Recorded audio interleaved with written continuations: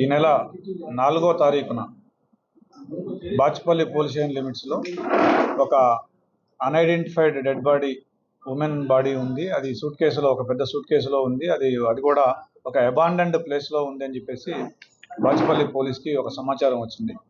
ఆ సమాచారం మేరకు ఇమ్మీడియట్గా inspector Bachupally, ACP Kukatpally, myself and my additional ACP అందరం కూడా సీన్ విజిట్ చేసి local SOT team and crimes team కూడా అందరూ కూడా వచ్చి ఆ సీన్ విజిట్ చేయడం జరిగింది. దాంట్లో మాకు తెలిసిన ఏంటంటే, ఆ సీన్ విజిట్ చేసిన తర్వాత ఒక 25 to 30 years ఏజ్ ఉన్న మహిళ ఆ డెడ్ బాడీ ఉండేది. ఆ దాదాపుగా ఒక 10 days అయినట్టుగా అనిపించింది. ఆ బాడీ ఊపిపోయిన విధానం కానీ, పిట్టిఫై అయిన విధానం కానీ అవన్నీ చూస్తే.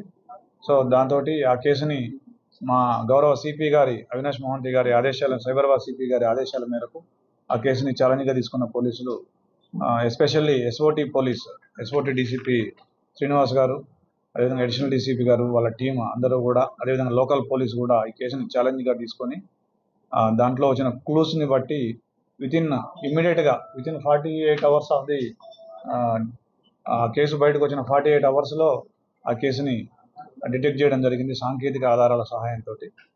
దీని ప్రకారం మనకు తెలిసిన వివరాలు ఏంటంటే, ఈ deceased 33 years women, she is from Nepal. ఈవిడ హౌస్ వైఫ్ ఉండేది. అయితే ఈ అక్యూజ్డ్ ఎవరైతే ఉన్నారో ఇతని పేరు విజయ్ తోపా. ఇతను కూడా నేపాల్కు చెందిన వ్యక్తి. నేపాల్లో గాల్కోట్ అనే ఏరియాలో బాగ్లుంగ్ అనే జిల్లాకు చెందిన వ్యక్తి.